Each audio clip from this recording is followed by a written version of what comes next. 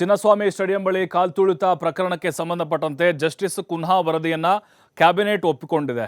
RCB, DNA ಮತ್ತು KSCA ವಿರುದ್ಧ ಕ್ರಮಕ್ಕೆ ಒಪ್ಪಿಗೆಯನ್ನ ಸೂಚಿಸಲಾಗಿದೆ. ರಾಜ್ಯ ಸಚಿವ ಸಂಪುಟ ಸಭೆಯಲ್ಲಿ ಒಪ್ಪಿಗೆ ಸಿಕ್ಕಿದೆ. ಈಗ ಯಾವಾಗ ಬೇಕಾದರೂ ಕ್ರಮ ಆಗ್ಬೋದು, ಯಾರು ಬೇಕಾದರೂ ಕೂಡ ಅರೆಸ್ಟ್ ಆಗ್ಬೋದು. ನ್ಯಾಯಮೂರ್ತಿ ಜಸ್ಟಿಸ್ ಕುನ್ಹಾ ಅವರ ವರದಿ ಸರ್ಕಾರದ ಕೈ ಸೇರಿದೆ. ಕ್ಯಾಬಿನೆಟ್ನಲ್ಲಿ ಕೂಡ ಚರ್ಚೆಯಾಗಿ ಈಗ ಇವರ ವಿರುದ್ಧ ಕ್ರಮಕ್ಕೆ ಒಪ್ಪಿಗೆಯನ್ನು ಕೊಟ್ಟಿದೆ. ಅಂದರೆ ಖಂಡಿತವಾಗ್ಲೂ ಇದು ತನಿಖೆ ಆಗುತ್ತೆ ಅಂತ ಅರ್ಥ. ಅಧಿಕಾರಿಗಳ ವಿರುದ್ಧ ಯಾರೆಲ್ಲ ಬೇಜವಾಬ್ದಾರಿ ನಿರ್ಲಕ್ಷ್ಯ ತೋರಿದಾರೋ ಒಳಾಡಳಿತ ಇಲಾಖೆ ಮೂಲಕ ತನಿಖೆಗೆ ಸೂಚನೆಯನ್ನು ಕೊಟ್ಟಿದ್ದಾರೆ. 11 ಜನ ಸಾವನ್ನಪ್ಪಿದ್ರು, ಹಲವರು ಗಾಯಗೊಂಡರು. ಆರಂಭದಲ್ಲಿ ನಾವು ಗಮನಿಸಿದ ಹಾಗೆ ಎಲ್ಲವೂ ಕೂಡ ಪೊಲೀಸ್ ಇಲಾಖೆ ನಿರ್ಲಕ್ಷ್ಯ ಅನ್ನುವಂಥದ್ದು ಬರ್ತಾ ಇತ್ತು. ಅದಾದ ಮೇಲೆ ಈಗ ಅಲ್ಲಿ ಡಿಎನ್ಎ ಆಗಿರ್ಬೋದು, ಕೆಎಸ್ಸಿ ಆಗಿರ್ಬೋದು, ಜೊತೆಗೆ ಆರ್ಸಿಬಿ, ಈ ಸಂಸ್ಥೆಗಳೇ ಮತ್ತು ಪೊಲೀಸ್ ಇಲಾಖೆ ನೇರವಾಗಿ ಕಾರಣ ಅಂಥೇಳಿ ಕುನ್ನಾ ಅವರ ಸಮಿತಿ ವರದಿ ಕೊಟ್ಟಿತ್ತು. ಮತ್ತಷ್ಟು ಮಾಹಿತಿ ಸಂತೋಷ್ ಪಟೇಲ್ ನೀಡ್ತಾರೆ ನೇರ ಸಂಪರ್ಕದಲ್ಲಿ. ಸಂತೋಷ, ಕ್ಯಾಬಿನೆಟ್ನಲ್ಲಿ ಅಂತೂ ಇಂತೂ ಈಗ ಕ್ರಮಕ್ಕೆ ಒಪ್ಪಿಗೆಯನ್ನು ಸೂಚಿಸಲಾಗಿದೆ. ಈ 3 ಇಲಾಖೆಗಳು, 3 ಸಂಸ್ಥೆಗಳು ಮತ್ತು 1 ಇಲಾಖೆ ಜವಾಬ್ದಾರಿ ಅಂಥೇಳಿ ಅವರ ಒಂದು ನಿರ್ಲಕ್ಷ್ಯವೇ ಕಾರಣ ಅಂಥೇಳಿ ಕುನ್ನಾ ವರದಿ ಕೂಡ ನಾವು ಗಮನಿಸಿದ್ದೇವೆ. ಮುಂದಿನ ಪ್ರಕ್ರಿಯೆಗಳು ಹೇಗೆ ನಡೆಯುತ್ತೆ? ಅಂದರೆ ಯಾರು ಬೇಕಾದರೂ ಕೂಡ ಇಲ್ಲಿ ವಶಕ್ಕೆ ಪಡಿಬೋದಾ? ತನಿಖೆ ಹೇಗೆ ಸಾಗುತ್ತೆ, ಹೇಗತ್ತಾ? ಚಿನ್ನಸ್ವಾಮಿ ಸ್ಟೇಡಿಯಂನಲ್ಲಿ ನಡೆದಂಥ ಕಾಲ್ತುಳಿತ ಪ್ರಕರಣಕ್ಕೆ ಸಂಬಂಧಪಟ್ಟ ಹಾಗೆ 2 ಕಡೆಯಿಂದ ಸರ್ಕಾರ ವರದಿಯನ್ನು ಪಡ್ಕೊಂಡಿರುವಂಥದ್ದು. ಒಂದು ಕಡೆಯಿಂದ ನ್ಯಾಯಮೂರ್ತಿಗಳಿಂದನೂ ಕೂಡ ಒಂದು ಕಡೆ ವರದಿಯನ್ನು ಪಡ್ಕೊಂಡ್ರೆ, ಮತ್ತೊಂದು ಕಡೆ ಏನು ಬೆಂಗಳೂರು ನಗರ ಜಿಲ್ಲಾಧಿಕಾರಿ ಆಗಿರುವಂಥ ಜಗದೀಶ್ ನೇತೃತ್ವದಲ್ಲೂ ಕೂಡ ಒಂದು ವಿಚಾರಣೆಯನ್ನು ನಡೆಸಿ ತನಿಖೆಯನ್ನು ನಡೆಸಿ ಅದರ ವರದಿಯನ್ನು ಈಗಾಗಲೇ ತೆಗೆದುಕೊಂಡಿರುವಂಥದ್ದು. ಅದನ್ನು ಆಧಾರವಾಗಿ ಇಟ್ಕೊಂಡು ನೋಡಿದ್ರೆ 2 ವರದಿಗಳು ಬಹುತೇಕವಾಗಿ ಸಮನ್ವಯ ಹೊಂದಿವೆ, ಒಂದೇ ಥರ ಇರುವಂಥದ್ದು. ಇಡೀ ಘಟನೆಗೆ ಕಾರಣ ಏನು 4 ಸರ್ಕಾರಿ ಸಂಸ್ಥೆ ಸೇರಿದಂಗೆ 4 ಸಂಸ್ಥೆಗಳನ್ನು ನೇರವಾಗಿ ಹೊಣೆಯನ್ನು ಮಾಡಿರುವಂಥದ್ದು. ಆರ್ಸಿಬಿ ಇರ್ಬೋದು, ಡಿಎನ್ಎ ಇರ್ಬೋದು, ಅದ್ರ ಜೊತೆಗೆ ಕೆಎಸ್ಸಿಎ ಹಾಗೂ ಪೊಲೀಸರ ನಿರ್ಲಕ್ಷ್ಯ. ಈ 4 ಜನರಿಂದ 11 ಜನರ ಸಾವಿಗೆ ಕಾರಣವಾಗಿರುವಂಥದ್ದು. 45 ಜನಕ್ಕೂ ಹೆಚ್ಚು ಜನರ ಒಂದು ಕಾಲ್ತುಳಿಕೆ ಮತ್ತು ಇಂಜುರಿ ಆಗಲಿಕ್ಕೆ ಇವರೇ ನೇರವಾಗಿ ಕಾರಣ ಅಂತ ಹೇಳಿರುವಂಥದ್ದು.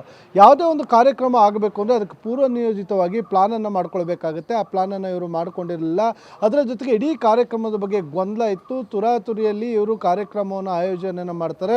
ಇದಕ್ಕೆ ಯಾವುದೇ ರೀತಿಯ ಅನುಮತಿಗಳು ಸಿಕ್ಕಿರೋದಿಲ್ಲ. ಅನುಮತಿಗಳು ಸಿಕ್ಕಿಲ್ಲ ಅಂದರೂ ಕೂಡ ಇವರೇ ಸೋಷಿಯಲ್ ಮೀಡಿಯಾಗಳಲ್ಲಿ ಪೋಸ್ಟ್ಗಳನ್ನು ಮಾಡುವಂಥದ್ದು. ಸೋಷಿಯಲ್ ಮೀಡಿಯಾಗಳಲ್ಲಿ ಪೋಸ್ಟ್ಗಳನ್ನು ಹಾಕಿದ್ದೇ ದೊಡ್ಡ ಮಟ್ಟದ ಗೊಂದಲ ಶುರುವಾಗಿರುವಂಥದ್ದು. ಅದರ ಜೊತೆಗೆ ಆರ್ಸಿಬಿ ಏನು ಟೀಮ್ ಇದೆ, ಅದಕ್ಕೆ ಅದರದ್ದೇ ಆದ ದೊಡ್ಡ ಮಟ್ಟದ ಫ್ಯಾನ್ ಫಾಲೋವರ್ಸ್ ಇದ್ದಾರೆ. ಯಾವಾಗ ಈ ರೀತಿಯಾಗಿ ಸೋಷಿಯಲ್ ಮೀಡಿಯಾಗಳೆಲ್ಲ ಹಾಕಿದ ಸಂದರ್ಭದಲ್ಲಿ ಏನು ಕ್ರೌಡ್ ಗ್ಯಾದರಿಂಗ್ ಆಗಲಿಕ್ಕೆ ಶುರುವಾಗುತ್ತೆ. ಅದರ ಜೊತೆಗೆ ಪೊಲೀಸರು ಕೂಡ ಸ್ಪಷ್ಟತೆಯನ್ನು ಕೊಟ್ಟಿರೋದಿಲ್ಲ. ಕೊನೆ ಮೂಮೆಂಟಲ್ಲಿ ಪೊಲೀಸರು ಕೂಡ ಬಂದರೂ ಸರಿಯಾದ ರೀತಿಯ ಭದ್ರತೆಯನ್ನು ಮಾಡಿಕೊಳ್ಳಲಿಲ್ಲ. ಹೀಗಾಗಿ ಕಾರ್ಯಕ್ರಮ ಆಯೋಜನೆ ಮಾಡಿದವರು, ಅದನ್ನು ಘೋಷಣೆ ಮಾಡಿದವರು, ಇದಕ್ಕೆ ಕಾರಣಕರ್ತರಾಗಿರುವಂಥದ್ದು ಆರ್ಸಿಬಿ, ಡಿಎನ್ಎ ಹಾಗೂ ಅದರ ಜೊತೆಗೆ ಕೆಎಸ್ಸಿಎ.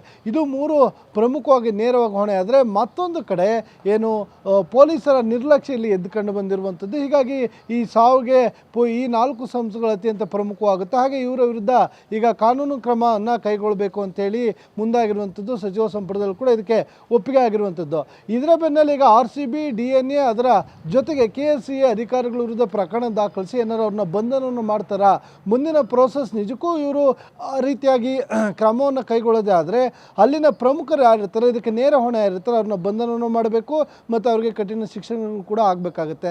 ಆದರೆ ಇದು ಮೇಲ್ನೋಟಕ್ಕೆ ಮಾತ್ರ ಏನು ಸದ್ಯಕ್ಕೆ ಸರ್ಕಾರ ಸಾಕಷ್ಟು ಮುಜುಗರಕ್ಕೆ ಏನು ಒಳಗಾಗಿತ್ತು, ಅದರಿಂದ ತಪ್ಪಿಸ್ಕೊಳ್ಳಿಕ್ಕೆ ಏನಾದರೂ ಈ ರೀತಿಯಾಗಿ ಆಗಿದ್ದರೆ ಮುಂದಿನ ದಿನದಲ್ಲಿ ಈಗಾಗಲೇ ಕೆಲವರು ಬಂಧನ ಆಗಿ ಅವರು ಜಾಮೀನು ಪಡ್ಕೊಂಡಿದ್ದಾರೆ. ಅವ್ರನ್ನ ಬಂಧಿಸಲಿಕ್ಕಾಗುತ್ತಾ? ಇಲ್ಲ ಬಂಧನ ಮಾಡಲಿಕ್ಕೆ ಪೊಲೀಸರು ಯಾವ ರೀತಿಯಾಗಿ ತನಿಖೆಯನ್ನು ಮಾಡ್ತಾರೆ? ಯಾಕೆಂದರೆ ಇಲ್ಲಿ ಪೊಲೀಸ್ ಇಲಾಖೆ ಕೂಡ ಇದರಲ್ಲಿ ಗುರಿಯಾಗಿರುವಂಥದ್ದು. ಪೊಲೀಸರ ನಿರ್ಲಕ್ಷ್ಯದಿಂದನೇ ಈ 11 ಸಾವಾಗಲಿಕ್ಕೆ ಕಾರಣ ಅಂತ ಕೂಡ ಹೇಳಿರುವಂಥದ್ದು. ಹೀಗಾಗಿ ಯಾವ ರೀತಿಯಾಗಿ ಕ್ರಮವನ್ನು ತೆಗೆದುಕೊಳ್ತಾರೆ ಅಂತ ಮುಂದಿನ ದಿನಗಳಲ್ಲಿ ನೋಡಬೇಕಾಗುತ್ತೆ. ಪ್ರಭು, ಥ್ಯಾಂಕ್ ಯು ಸಂತೋಷ್ ಮಾಹಿತಿಗಾಗಿ.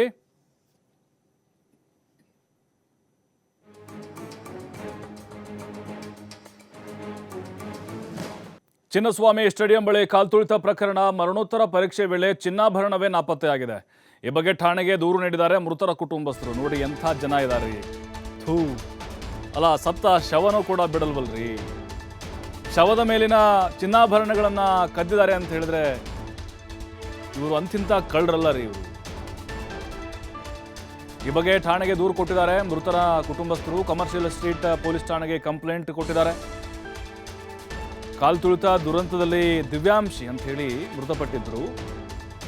ಆಕೆಯ ಕಿವಿಯೋಲೆ ಇತ್ತು, ಕಾಣೆ ಆಗಿಬಿಟ್ಟಿದೆ. ಮರಣೋತ್ತರ ಪರೀಕ್ಷೆ ಆದಮೇಲೆ ಅಂದರೆ ಡೆಡ್ ಬಾಡಿ ಕೊಡ್ತಾರಲ್ವ, ಆವಾಗ ಕಿವಿಯೋಲೆ ಇರಲಿಲ್ಲ. ಈ ಬಗ್ಗೆ ಠಾಣೆಗೆ ದೂರನ ಕೊಟ್ಟಿದ್ದಾರೆ ದಿವ್ಯಾಂಶಿ ಅವ್ರ ತಾಯಿ.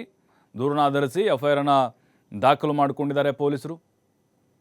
ನೋಡಿ, ಆ ಮಗಳು ಹೋಗಿದ್ದ ನೋವು ಒಂದು ಕಡೆ, ಇನ್ನೊಂದು ಕಡೆ ಮಗಳ ಮೈ ಮೇಲಿರುವಂತಹ ಆಭರಣವನ್ನು ಕಿತ್ತು ತಿಂದಿದ್ದಾರೆ ಅಂಥೇಳಿ ಬಹಳ ನೋವು ಅವರಿಗೆ. ಹಾಗಾಗಿನೇ ನೋಡಿ, ಮರಣೋತ್ತರ ಪರೀಕ್ಷೆ ಅಥವಾ ಅಲ್ಲಿ ಅವ್ರ ಮೈ ಮೇಲೆ ಏನೆಲ್ಲ ಆಭರಣಗಳಿದ್ವು ಅದ್ಯಾವುದನ್ನು ಕೂಡ ಮುಟ್ಟೋ ಹಾಗಿರೋದಿಲ್ಲ. ಆದರೆ ಅದನ್ನು ಕೂಡ ಬಿಟ್ಟಿಲ್ಲ ಇಲ್ಲಿ. ಹಾಗಾಗಿನೇ ಬಹಳ ನೋವಿನಲ್ಲಿದ್ದಾರೆ ಮತ್ತು ತನಿಖೆಗೆ ಆಗ್ರಹ ಮಾಡಿದ್ದಾರೆ.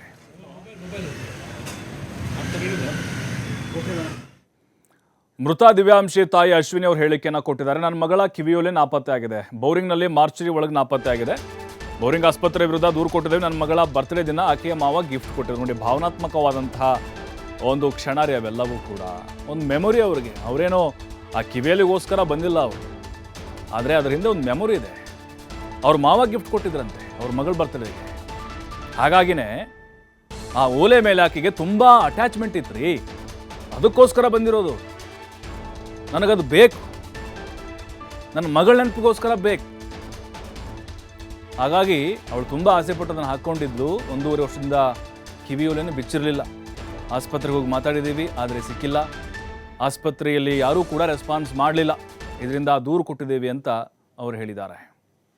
ಕರ್ಕೊಂಡು ಹೋದಾಗ ಬಿಲಾಂಗಿಂಗ್ಸ್ ಎಲ್ಲ ದಿವ್ಯಾಂಶ ಹತ್ರನೇ ಇತ್ತು. ಸೊ ಡಿಂಪಲ್ ಮೈ ಮೇಲೆ ಏನಿತ್ತು ನಮಗೇನು ಗೊತ್ತಿಲ್ಲ. ಆಮೇಲೆ ಡಿಂಪಲ್ನ ಹೊರಗಡೆ ತಗೊಂಡ್ ಬಂದಾಗ ನಮಗೆ ಯಾವುದು ಬಿಲಾಂಗಿಂಗ್ಸ್ ನಮ್ಮ ಕೈ ಕೊಟ್ಟಿಲ್ಲ. ಸೊ ಅದಕ್ಕಾಗಿ ನಾನು ಸರ್ ಹತ್ರ ಹೇಳಿದ್ದೆ, ಈ ತರ ಆಗಿದೆ. ಬಟ್ ನನಗೆ ಅವಳದು ಇಯರಿಂಗ್ಸ್ ತುಂಬಾ ಅವಳು ಸೆಂಟಿಮೆಂಟ್ ಇಂದ ಹಾಕೊಂತ ಇದ್ದು. ಒಂದು ಕಂಟಿನ್ಯೂಸ್ಲಿ 1.5 year ಇಂದ ಅವ್ರ ಕಿವಿಯಲ್ಲೇ ಇತ್ತು. ಸೊ ಅದು ನನಗೆ ಬೇಕಾಗಿತ್ತು ಅಂತ ನಾನು ಅವ್ರಿಗೆ ಹೇಳಿದ್ದೆ. ಬಟ್ ಅವರು ಇಂಟರ್ನಲ್ಲಿ ತುಂಬಾ ಟ್ರೈ ಮಾಡಿದ್ದಾರೆ, ಅದು ಸಿಗ್ಲಿಲ್ಲ ನನಗೆ, ಇವತ್ತವರೆಗೂ ಇನ್ನೂ ಸಿಗ್ಲಿಲ್ಲ. ಸೊ ಅದಕ್ಕೋಸ್ಕರ ನಾನು ರಿಟರ್ನ್ ಕಂಪ್ಲೇಂಟ್ ಕೊಡಬೇಕು ಅಂತ ಸರ್ ಹೇಳಿದ್ರು. ಸೊ ಹಂಗಾಗಿ ಇವತ್ತು ಬಂದು ನಾನು ರಿಟರ್ನ್ ಕಂಪ್ಲೇಂಟ್ ಕೊಟ್ಟಿದ್ದೆ. ನನಗೆ ಬೇಕಾಗಿದ್ದು ಅವಳು ಇಯರಿಂಗ್ಸ್ ಮಾತ್ರ ಬೇಕಾಗಿತ್ತು. ಬಿಕಾಸ್ ಅವಳು 1.5 year ಇಂದ ಆ ಇಯರಿಂಗ್ಸ್